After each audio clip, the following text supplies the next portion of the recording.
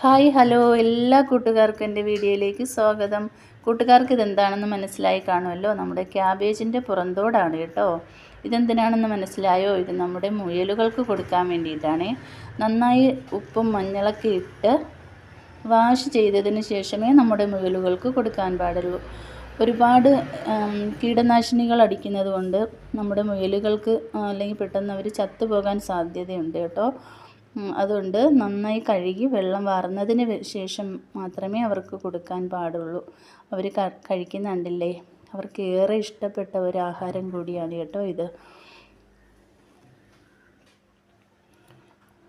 മാർക്കറ്റിൽ നിന്ന് മേടിച്ചുകൊണ്ട് വന്ന അതേ പാടെ അവർക്ക് കൊടുക്കരുത് ഒരിക്കലും.